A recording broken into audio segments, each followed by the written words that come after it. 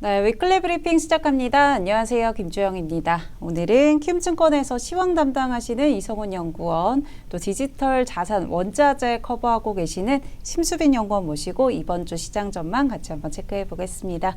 네, 안녕하세요. 네, 안녕하세요. 지난주 금요일 시장이 좀 굉장히 흔들렸던 것 같습니다. 뉴욕 증시. 사실 오늘 국내 증시도 좀 하락으로 출발을 하고 있는데 확실히 미국 소식들 영향을 좀 받아가고 있는 것 같아요. 그래서 금요일 시장부터 한번 체크해 보도록 하겠습니다. 리뷰 좀 해주시죠. 네, 지난주 이제 금요일 말씀해주신 대로 3대 지수 이제 모두 하락 마감을 했고요.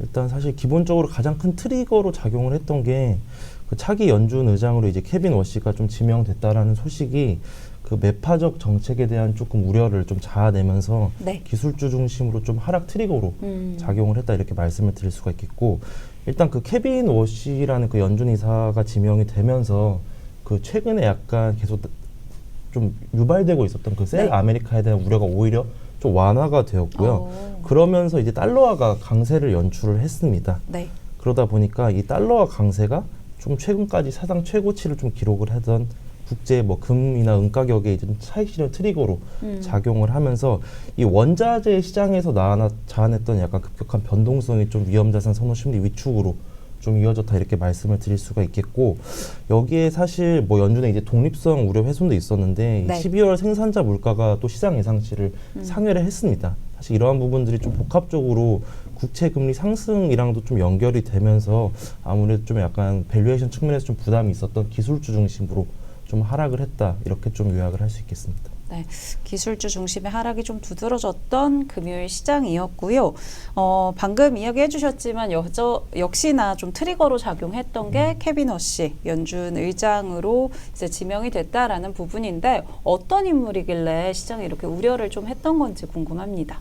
네, 일단 그 케빈 워시라는 인물에 대해서 좀 말씀을 드리자면, 일단 기본적으로 매파적인 성향이라는 특성을 가졌다라는 게 시장에서 좀 우려를 많이 네. 가졌던 것 같아요.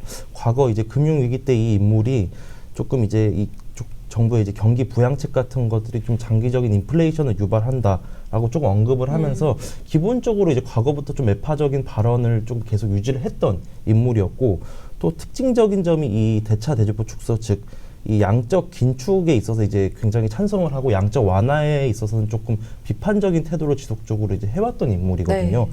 그러다 보니까 시장 내에 조금 이제 유동성 축소를 향후 이제 불러 일으키지 않을까라는 우려감들이 조금 증시에 굉장히 많이 반영이 됐던 하루였다. 이렇게 봐주시면 될 것 같습니다. 근데 사실 최근에는 이 워시라는 이사가 기준금리를 낮춰야 한다라는 데는 동의를 하고 있거든요. 네. 그 이유가 사실 좀 AI 도입으로 인해 약간 이 생산성 향상이 좀 인플레이션 우려를 좀 감소시킬 수 있다라는 게 이제 가장 큰 근거입니다. 근데 그럼에도 사실 앞서 말씀드렸던 이 양적 긴축에 있어서는 굉장히 좀 확고한 견해를 가지고 있거든요. 그래서 시장 조금 참여자 입장에서는 아무래도 초기에 이제 연준 의장이 좀 지명이 되면서 이 인물이 어떤 성향을 가지고 있을지 이제 가늠하는 구간, 그리고 뭐 향후 청문회에서 이 이제 케빈 워시라는 인물이 어떤 발언을 하는지에 따라 약간 금리 민감도, 그리고 여기에 따라 이제 주식시장 변동성 확대로 좀 이어질 수 있는 구간이다 이렇게 생각은 하고 있는데, 근데 근본적으로 이 워시라는 인물이 좀 독단적으로 통화 이제 정책을 이제 결정할 수 있는 인물은 아니기 때문에 네. 본질적으로 이 연준이라는 기구가 좀 데이터에 의존적이다라는 점을 감안을 해본다면 사실 이 워시라는 인물이 만들어낼 이 변동성 자체는 조금 단기적인 수준에 그치지 않을까 이렇게 생각을 하고 있습니다. 뭐 매파적인 인물이다라는 이야기가 많이 나오면서 시장에 좀 우려를 줬던 것 같은데 결국에는 트럼프 대통령이 임명을 한 거니까 좀 단기적인 변동성에 그치지 않을까라고 좀 보고 계신 것 같고요. 그럼 이 부분에 대해서는 시장이 좀 관망을 한다라고 하면 또 빅테크 실적 발표도 이번 주에 예정이 되어 있거든요. 이 부분은 어떤 포인트 좀 짚어볼 수 있을까요? 사실 지난주에도 이제 마이크로소프트랑 이제 메타가 실적을 발표했다시피 네. 이 주가가 차별화됐는데 그 주가 차별화 요인은 결국 저희가 이제 지난해부터 계속 제기가 되었던 AI 수익화 여부가 사실 이 주가를 좀 갈랐던 요인 중 하나였다. 네. 이렇게 말씀을 드릴 수가 있겠고, 지난주에 사실 마이크로소프트가 사실 실적은 예상치를 상회하는 실적을 발표를 했는데 그 클라우드 서비스인 이제 애저에 대한 성장률이 소폭 둔화를 하면서 그 마이크로소프트 주가는 급락을 했고, 네. 메타는 오히려 이 캐펙스를 굉장히 큰 폭으로 상향을 했음에도 불구하고 이익 가이던스는 굉장히 이제 큰 폭으로 상향을 하면서 오히려 주가가 이제 급등을 했었거든요. 사실 이러한 부분들이 결국에는 이번에 이제 뭐 알파벳이라든지 아마존이 실적을 발표를 하면서 AI 관점에서 어떻게 수익화를 하는지가 결국 가장 중요할 것이다라고 보고 있고요. 두 번째 포인트는 사실 AI 캐펙스 자체는 사실 빅테크 입장에서는 계속 지출을 할 수밖에 없다 이렇게 보고 있는데 구체적으로 이게 얼마만큼의 이제 액수를 공개를 하는지 이 가이던스를 얼마만큼 상향하는지 이 두 가지 포인트에 좀 주목해 볼 필요가 있다 이렇게 보고 있습니다. 결국에는 AI 통해서 지금 수익화가 되고 있는지 또 캐펙스라던가 또 가이던스를 얼만큼 상향 조정할지 이 부분에 좀 주목을 해봐야 된다라고 이야기해 주셨고요. 이에 따라서 주가 좀 차별화가 이어질 수 있다라고도 보고 계신 것 같습니다. 네, 이렇게 이번 주 뉴욕 증시 전망 한번 체크를 해봤고요. 저희 디지털 자산 또 원자재 관련해서도 좀 체크를 해보겠습니다. 앞서서도 좀 이야기해 주셨지만 금, 은 뭐 이런 원자재들이 금요일장에 이제 급락을 했거든요. 배경이 좀 어떻게 될까요? 뭐 아무래도 이제 원자 시장에서 귀금속 가격이라고 하면 최근에 너무 가파르게 좀 많이 올라왔기 때문에 사실 이게 약간 언제 빠지냐라는 이슈들이 좀 있었다라고 생각을 하고 있습니다. 이제 그 트리거가 이제 케빈 허시라는 인사가 이제 차기 연준 의장으로 좀 지목이 되면서 차익 실현 매물 좀 출회 요인으로 좀 작용을 했다라고 보고 있는데요. 보통 이제 연준 의장이 이제 어떻게 보면 상당히 비둘기파적인 인사를 좀 선임을 할 거다라는 기대가 높았는데 예상보다는 좀 과거에 매파적인 성향을 보였던 인사가 좀 선임이 됐고 이 과정에서 결국에는 연준이 그럼 통화정책 방향성이 좀 어떻게 될 거냐 이제 어떻게 유동성 공급이나 이런 부분들이 좀 어떻게 될 거냐라는 부분들이 좀 불확실하게 좀 높아지면서 어떻게 보면 이런 부분들이 차익 실현 매물을 좀 출회를 했다라고 보고 있습니다. 왜냐하면 최근에 뭐 사실 금은 가격이 좀 같이 올랐다는 거는 결국 유동성 공급에 대한 기대가 상당히 높았다라는 걸로 좀 볼 수 있기 때문에 네. 이런 부분들이 어떻게 보면 최근에 금이나 은이나 뭐 두 가지 모두 좀 가파르게 상승을 했던 하나의 축이 좀 깨질 수 있다라는 우려이기 때문에 결국에는 가파르게 올랐던 만큼 그 폭도 상당히 크게 떨어졌다라고 봐주시면 될 것 같습니다. 그리고 특히나 은이 좀 급락한 데 있어서는 중국 영향도 있다라고 시장이 보고 있는 것 같은데 이 부분은 좀 어떻게 보세요? 일단은 사실 기본적으로 은 시장에서 봤을 때 전반적으로 결국엔 뭐 미국이나 뭐 중국이나 이제 다 이슈들이 좀 있기 때문에 사실 어떤 게 가장 크다라고 보긴 좀 어려울 것 같아요. 왜냐하면 이 가격이 올라갔던 것 자체가 사실 실질적인 수요에서 뭐 기인을 했다기보다는 선물이라던가 이런 투자 수요에서 상당히 많이 올라왔던 부분들이 있기 때문에 사실 결국에는 뭐 누가 좀 트리거다라고 보기보다는 전반적인 이제 유동성 전망에 대한 좀 축이 좀 달라지면서 오히려 좀 폭락을 유발을 했다라고 보는 게 맞지 않을까라고 저는 생각하고 있습니다. 네, 단기 급등했던 만큼 좀 차익 실현도 나왔던 것 같고요. 그럼 유가도 한번 체크를 해보겠습니다. 국제 유가 상승세가 이어지고 있는데 왜 이런 좀 흐름이 계속 지속되는지 한번 체크해 보겠습니다. 일단 뭐 지난주 유가 같은 경우에는 좀 공급 불안 때문에 많이 올라갔다라고 보시면 될 것 같아요. 뭐 기본적으로 이란 정부에서 반정부 시위가 좀 계속해서 이어지고 있는데 이거에 대해서 유혈 진압이 계속 이어지면서 미국이 좀 시사를 했던 게 군사적으로 개입해서 이걸 좀 해결을 하겠다라는 얘기들을 좀 계속했습니다. 실제로 트럼프 대통령이 이제 이란 근해에 미국 항공모함을 좀 보내면서 실제로 뭐 이란에 대해서 군사적 공격을 좀 단행할 가능성이 있다라는 부분들이 결국에는 중동 지역의 지정학적 리스크를 좀 자극을 하면서 유가 급등으로 좀 연결이 됐다라고 보시면 될 것 같습니다. 근데 사실 왜 이게 이렇게 유가를 끌어올릴 만한 이벤트였냐라고 봤을 때는 지금 당장으로서는 사실 원유 시장에서 과잉 공급이라는 부분에 상당히 쏠려 있는 현상들이 좀 있었는데 사실 이러한 부분들은 결국 뭐 오펙의 증산이라던가 미국의 산유량 확대 이런 부분들이 영향을 줬다라고 저는 보고 있습니다. 근데 지금 오펙 같은 경우는 3월까지 증산을 좀 중단을 하겠다라는 기존의 입장을 좀 재확인을 했고요. 미국 산유량 같은 경우도 사실 2025년에 정점 찍고 좀 내려올 거다라고 얘기를 하고 있는데 최근에 미국 굉장히 추우면서 한파 때문에 생산 차질 좀 발생했잖아요. 네. 이제 이런 부분들이 언제쯤 정상화될 수 있냐라는 이런 변수까지 좀 같이 겹쳐지면서 공급 이슈에 좀 더 민감하게 반응했다라고 보고 있습니다. 만약에 뭐 이란에 대해서 추가적으로 군사적인 액션이 없다라고 했을 때는 유가가 더 올라가기보다는 오히려 좀 조정세를 보일 가능성이 높다라고 보고 있어서 결국에는 계속 이런 지정학적 이벤트들이 좀 어떻게 흘러가는지가 유가에 좀 크게 영향을 줄 수 있다라고 보고 있습니다. 지정학적 리스크 계속 부각이 되는 부분 집중을 해봐야 될 것 같고요. 그래도 국제유가 좀 상방으로 향하는 것보다는 조정이 이어질 거다라고 보고 계신 것 같습니다. 저희 이어서는 비트코인 한번 체크해 보겠습니다. 지금 걱정하고 계신 분들도 좀 많을 것 같아요. 네. 네, 뭐 아무래도 사실 비트코인 같은 경우에는 좀 사이클 종료다라는 부분이 좀 많이 우세한 것 같습니다. 네. 보통 반감기 지나고 나면 이제 보통 한 1년 반에서 2년 정도 상승 흐름이 이어지고 그 뒤에 이제 보통 조정세 보이면서 크립토 윈터에 들어가냐 마냐라는 부분들이 좀 논쟁이 있었는데 사실 이러한 얘기들이 지난해 말부터 계속 얘기가 좀 나오긴 했었고요.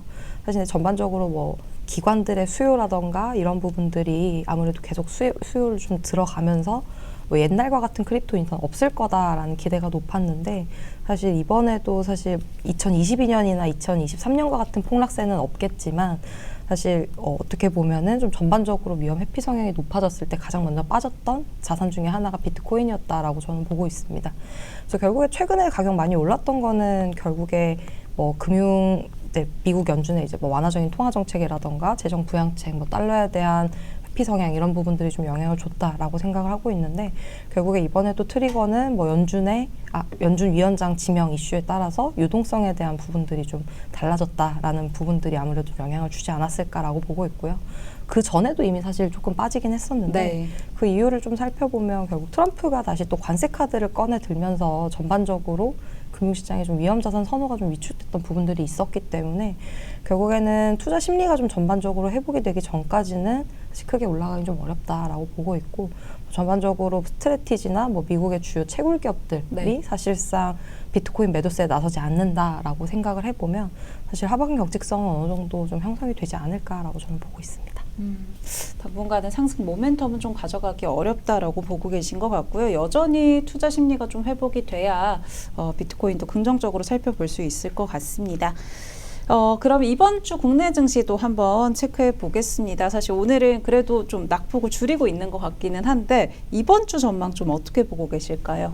사실 뭐 이번 주를 떠나서 이제 2월까지 좀 바라본다면 지수는 사실 어느 정도는 숨고르기 국면에 들어가지 않을까 이렇게 보고 있고 네. 뭐 사실 코스피랑 코스닥이 1월 한 달만 하더라도 거의 20%대 넘는 폭등을 보였잖아요. 네. 그러다 보니까 아무래도 조금 이 악재나 이제 변동성 요인에 취약할 수밖에 없는 구간인데 마침 주말간에 나타난 그 연준 의장과 관련된 불확실성이 오늘 이제 국내 증시 장 출발을 조금 하락세로 시작하게 만드는 요인인 것 같고요.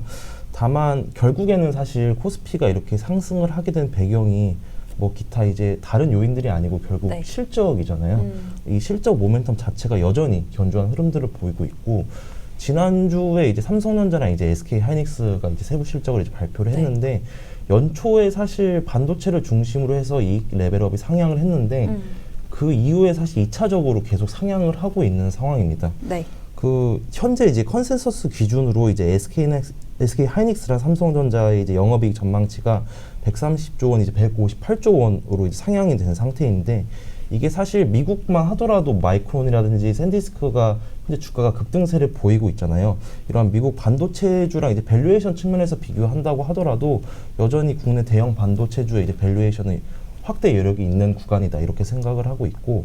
그리고 더 나아가서 이제 이렇게 이익 전망치가 상향을 하면서 코스피의 이제 12개월 선행 PER이 이 10배 선을 좀 하회를 했습니다. 네. 그러다 보니까 단기적으로 뭐 지수는 어느 정도 숨고르기는 할 수 있다고 하더라도 뭐 밸류에이션 확대 측면이라든지 아니면 이익 전망치가 계속 상향된다. 이 두 가지 요인을 전부 종합적으로 고려를 한다면 중기적으로 코스피 상승 경로는 이어질 수 있다. 이렇게 생각을 하고 있습니다. 그럼 방금 메모리 반도체 뭐 업황이라던가 이제 실적 기반에서 결국에는 국내 증시가 올랐다라고 해주셨는데 반도체가 지난주에도 강했잖아요. 이번 주도 그런 흐름들 좀 이어질까요? 반도체는 사실 뭐 쉬어갈 수는 있다고 하더라도 계속 이제 모아가는 전략을 구사하는 게 맞다라고 생각을 하고 있고 네. 저희는 사실 뭐 이게 피크아웃을 언제 이제 고려를 하느냐에 대한 시장 참여자들의 이제 분분한 의견 논쟁이 있긴 한데 저희는 사실 아직까지 이러한 부분들이 조짐이 나타나지 않고 있다라고 생각을 하고 있기 때문에 난 최소한 1분기까지는 반도체 관점에서는 계속 비중 확대를 유지하는 게 적절하지 않나 이렇게 생각하고 있습니다. 그럼 코스닥도 같이 한번 체크해 보겠습니다. 결국에는 코스닥도 정책적인 기대감인 거잖아요. 네. 코스닥 3천에 대한 기대감으로 좀 올랐던 것 같은데 이번 주 코스피는 좀 단기적으로 숨고르기 나설 수 있다라고 얘기해 주셨는데 코스닥은 어떻게 보실까요? 코스닥이 조금 어려운 구간인 것 같아요. 코스닥이 사실 이제 코스피는 명확하게 이제 펀더멘털에 기반한 상승이기 때문에 뭐 중기적인 관점에서 계속 모아갈 수 있다라고 보고 있긴 한데 코스닥은 사실 어떻게 보면 정책 기대감에 따른 수급 쏠림이 조금 굉장히 급격하게 유입이 되면서 나타난 상승이거든요. 그래서 이 수급, 특히 이제 개인 투자자의 수급을 저희가 어떻게 예측하는 게 굉장히 어려운 일인 건 맞다 이렇게 보고 있는데 이제 그럼에도 불구하고 이 정책 모멘텀이라는 관점에서 봤을 때는 코스닥의 상승세가 당분간 이어질 수 있다라고 보고 있습니다. 그 배경에 대해서 좀 말씀을 드리자면 기본적으로 이 코스피가 5천을 찍고 나서 정부 정책의 초점이 이제 코스닥으로 옮겨졌잖아요. 네. 근데 이제 6월 지방선거 전까지는 사실 이러한 증시 부양 정책 기조는 계속 가져갈 수 있다 이렇게 보고 있습니다. 근데 그러한 관점에서 정부 정책의 초점이 만약 코스닥으로 옮겨졌으면은 한 상반기까지는 계속 이러한 코스닥 정책과 관련된 부분들이 시장에서 계속 모멘텀으로 작용할 여지가 분명히 있다라고 생각을 하고 있고 그 두 번째 요인은 시장의 유동성이 워낙 많이 공급이 되고 있어요. 네. 고객 예탁금이 그 저번 주 기준으로 이제 100조 원 이상을 돌파를 하면서 시장 내 이제 개인 수급이 계속 유입이 되고 있는데 코스닥은 사실 전체 거래 대금 비중의 이제 80%가 이제 개인 수급으로 이루어져 있거든요. 네. 그러다 보니까는 아무래도 이 코스닥 150 ETF를 중심으로 한 개인 수급이 계속 유입될 수 있는 환경이고 결국 정책 이런 부분들을 계속 감안을 해본다면 저희가 이제 투자를 하는 입장에서 봤을 때는 코스닥 150 내 시가총액 상위 대형주는 조금 지속적으로 주목을 해볼 만한 구간이지 않나 이렇게 말씀드리고 있습니다. 정책적인 부분들, 수급적인 부분들, 코스닥에 좀 우호적인 환경이 만들어지고 있는 것 같고요. 역시나 코스닥 안에서도 대형주 중심으로 좀 체크를 해봐야 될 것 같다라고 짚어주셨습니다. 그럼 이번 주 주목할 이벤트도 같이 한번 체크해 보겠습니다. 어떤 것들이 있을까요? 이벤트. 네, 이벤트 같이 한번 살펴보겠습니다. 이번 주 같은 경우에는 일단 그 매크로 지표 측면에서는 이 3일에 예정되어 있는 ISM 제조업 PMI가 이제 국내 수출주 방향이랑 좀 연동될 수 있기 때문에 주목해 볼 필요가 있고 그 주 후반에 있는 이벤트에 좀 주목해 볼 필요가 있습니다. 가장 큰 지표는 이제 미국의 이제 고용 지표가 가장 중요할 것이다라고 보고 있고 그 외에는 이제 2월 5일에 있는 알파벳 그리고 2월 6일에 있는 이제 아마존 실적 이 두 가지 측면에서 이제 주목을 해야 되지 않나 이렇게 생각하고 있습니다. 영호님이 아마 당황하셨던 게 이번 주 좀 주목할 업종도 같이 한번 이야기해 주시려고 했던 것 같은데 제가 반도체 여쭤보면서 좀 네. 스킵을 했던 건데 네. 이번 주 그러면 어떤 업종을 좀 살펴보면 좋을까요? 그 반도체는 당연히 이제 코어 업종으로 이제 가져가야 된다라고 네. 보고 있고 저희가 이제 어떻게 보면 조금 코어 말고 이제 위성 전략으로 2월에 조금 봐야 되는 업종 중에 하나가 이제 인바운드 소비주는 좀 주목해 볼 필요가 있다 이렇게 보고 있습니다. 네. 사실 최근에 반도체나 뭐 증권, 방산 이후에 조금 상승 탄력이 저번 주에 좀 높았던 게 뭐 호텔 레저나 이런 유통과 같은 업종들이 조금 상승 흐름이 좀 나타나고 있거든요. 네. 이 업종들 같은 경우에는 사실 최근까지 워낙 소외되기도 했었고 밸류에이션 부담도 없는 업종들이기도 하고요. 네. 2월에는 사실 이제 중국의 이제 춘절이 기다리고 있고 그 춘절 관점에서 봤을 때 이제 국내 이제 방한 인바운드 모멘텀도 지속적으로 유지가 되고 있고 특히 이제 한일령 관점에서 이제 반사 수혜도 계속 구조적으로 나타나고 있는 상황입니다. 그래서 2월에는 사실 이러한 이벤트나 뭐 소외주의 이제 상대적으로 힘맞추기성 네. 상승 이런 부분들을 좀 종합적으로 고려를 해본다면 인바운드 소비주도 조금 주목해볼 만한 시점이지 않나 이렇게 생각하고 있습니다. 인바운드가 좀 늘어나고 있는 부분들 또 그동안 그 관련 업종들이 소외됐던 만큼 이번 주에 한번 주목해 보시면 좋을 것 같다라고 이야기해 주셨으니까요. 참고해 보시기 바랍니다. 네, 오늘 저 여기까지 도움 말씀 듣도록 하겠습니다. 고맙습니다. 감사합니다. 감사합니다.